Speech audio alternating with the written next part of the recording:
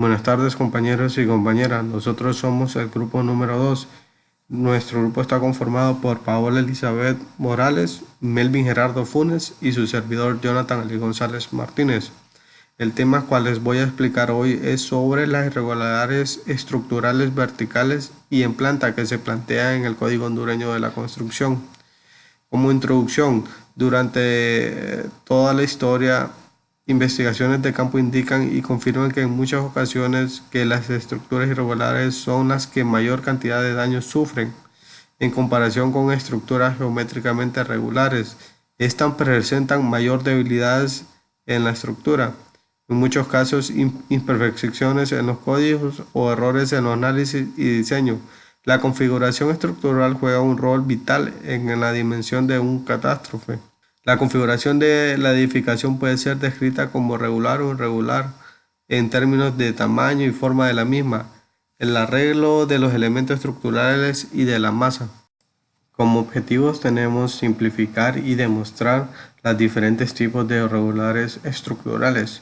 Segunda, determinar el comportamiento que tienen las estructuras irregulares verticales y de planta. Tercera, determinar si el shock establece un límite máximo de grado de irregularidades para estructuras. Cuarta, determinar por qué es importante la simetría de planta en una estructura. Como definición de irregularidades estructurales verticales, tenemos que estas indican cambios súbitos de resistencia, rigideces, geometría y masa que conducen a una distribución irregular de fuerzas y deformaciones a lo largo de la altura del edificio. Como había mencionado anteriormente, la irregularidad se divide en dos.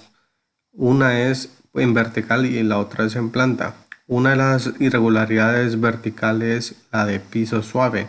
Un piso suave es uno en el cual la rigidez lateral es menor que el 70% de la rigidez del piso superior o menor que el 90% del promedio para los tres pisos superiores. Además tenemos una sección de referencia del Código Hondureño de la Construcción que es el 1.3.4.8.3.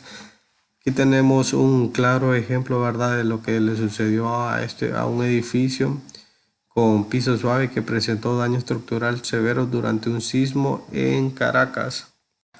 Se puede notar que los daños están concentrados en la parte inferior del edificio. Presentan bastante daños en lo que es la columna. Se puede notar que los daños provienen porque hay poca rigidez en la parte inferior y la rigidez está concentrada en la parte superior. La parte inferior no tiene muros estructurales y la parte superior sí los tiene. En esta imagen tenemos otro ejemplo, ¿verdad?, de lo que es un edificio de 4 plantas, ¿verdad?, con el mismo problema, que en la parte inferior, en la primer nivel, solo contiene las columnas y en las partes superiores contienen lo que son los muros estructurales. Toda la rigidez está concentrada en las partes superiores, menos en la inferior. La misma discontinuidad del piso incrementa la flexibilidad de la estructura, provocando grandes deflexiones en el primer piso y en consecuencia la concentración de fuerzas en las conexiones del segundo piso. Aquí donde se puede emplear lo que son los muros de cortes para incrementar la rigidez cuando es necesario y sea una distribución uniforme en ambas diferentes. En esta diapositiva tenemos ilustraciones de lo que fue en el Hotel Marcuto Sheraton en Caracas, que sufrió por sismos, sufrió varias fracturas en lo que son las columnas y que tenía el mismo problema, ¿verdad?, que son los de piso suave. Normalmente los hoteles son los que mayores sufren este tipo de irregularidades por el tipo de diseño que se efectúa en ellos. La segunda irregularidad vertical es la de masa. Esta se debe considerar cuando existe irregularidad de masa cuando la masa efectiva de cualquier piso es más de 150% de la masa efectiva de un piso adyacente. No es necesario considerar un techo que sea más liviano que el piso inferior. Claro ejemplo tenemos la ilustración, ¿verdad?, de un tanque de agua en el techo de un hospital. De esto hablamos cuando hablamos de concentración de masas en la parte superior de los pisos más elevados. Bueno, como tercera tenemos la irregularidad geométrica vertical. Esta se considera que existe cuando la dimensión horizontal del sistema resistente a fuerzas laterales en cualquier piso es más del 130% de un piso adyacente. No es necesario considerar apartamentos miradores de un piso. Por ejemplo, tenemos tres figuras geométricas, ¿verdad? Que son irregularidades, ninguna son simétricas a su propio primera planta. Por ejemplo, en la primera tenemos una estructura de 5 plantas, ¿verdad? En las cuales los 5 niveles son muy diferentes, no tienen ninguna geometría. La segunda estructura hace una figura de una T, ¿verdad? Que de igual forma no tiene una figura geométrica similar, no tiene ninguna simetría. La tercera de igual forma, ¿verdad? Parece una T inversa, ¿verdad? Que no, y de igual forma no hace una simetría a sus estructuras. Como cuarta irregularidad vertical tenemos la descontinuidad en el plano de un elemento vertical del sistema resistente. Esta es una desalineación en el plano de los elementos verticales del sistema resistente a fuerzas laterales, mayor que a la longitud de esos elementos. Claro ejemplo tenemos en estas ilustraciones, ¿verdad? Sobre lo que son las irregularidades verticales. Tenemos una reducción de ancho de una columna. eh, que ya en la parte intermedia sus dimensiones fue reducida, ¿verdad? Eso es un cambio drástico que no se debe de hacer en los diseños, ¿verdad? Que al final afectan bastante. La segunda ejemplo tenemos una estructura de 7 niveles que en el nivel 4 hace un cambio de dirección de la columna, ¿verdad? La columna real termina en el nivel 4 y prosigue hasta el nivel 7, pero en otra posición ya no actúa como un mismo elemento, ¿verdad? Desde la parte inicial de la cimentación, sino que ya en el nivel 4 ya cambia de posicionamiento, no actúa como un solo elemento. Como quinta irregularidad vertical tenemos la discontinuidad de capacidad, mayormente llamada como piso débil. Un piso débil es uno en el cual la resistencia del piso es menor que el 80% de la resistencia del piso superior. La resistencia del piso es la resistencia total de todos los elementos resistentes al sismo que comparten el cortante de piso en dirección en consideración, ya que algunos sistemas arquitectónicos conllevan a la formación de pisos cuya rigidez y resistencia es significativamente menor que la del resto de los niveles, haciéndolos más vulnerables. Esto se puede atribuir a la diferencia de altura entre pisos consecutivos o a la ausencia de algún elemento estructural. La ausencia o falta de continuidad de columnas ha sido una de las causas de muchos colapsos de estructuras sometidas a movimientos sísmicos. Por ejemplo, normalmente esta irregularidad se da en los cambios de niveles entre los pisos. Tenemos dos ejemplos, ¿verdad? De lo que fue un sismo en México, ¿verdad? Entre los pisos intermedios donde había poca rigidez estructural, ¿verdad? Se puede notar que entre los pisos segundo y tercera planta había unos muros estructurales y en las siguientes solo habían unas columnas esbeltas, y fue donde fallaron, ¿verdad?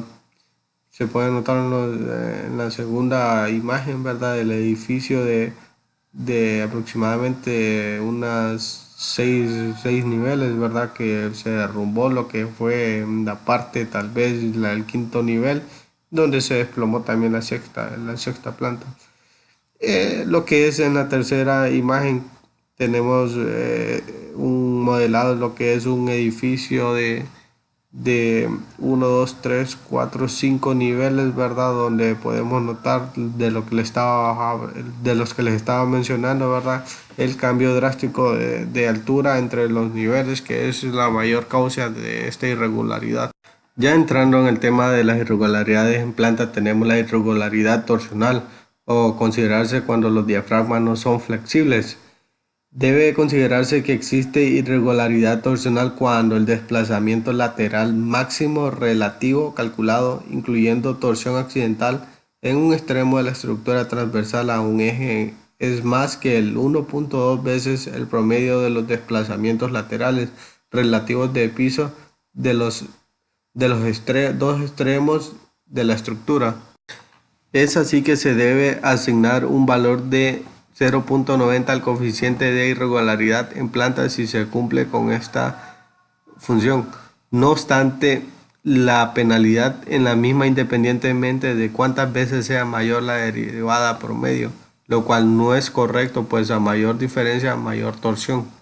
Como ejemplo tenemos lo que son dos ilustraciones de un edificio de la Secretaría de Comercio en la Ciudad de México que falló por torsión, además de otros edificios de esquinas que presentaron problemas por torsión deficientemente por resistir cargas laterales, colocando a los elementos resistentes en plantas excéntricamente, en algunas ocasiones motivadas por una deficiente selección de la ubicación de escaleras y elevadores, y en otras exclusivamente por la ignorancia de cómo se comportan las estructuras ante cargas laterales, como las que se originan los sismos. Como segunda irregularidad de planta tenemos lo que son las entradas o salientes. La configuración en planta de la estructura y su sistema resistente a fuerzas laterales se considera que contiene entrantes o salientes. Cuando las dos proyecciones de la estructura más allá de un entrante o saliente son mayores que el 15% de la dimensión en planta de la estructura en esa dirección. Asimismo, la norma castiga las estructuras que presentan retrocesos excesivos en las esquinas.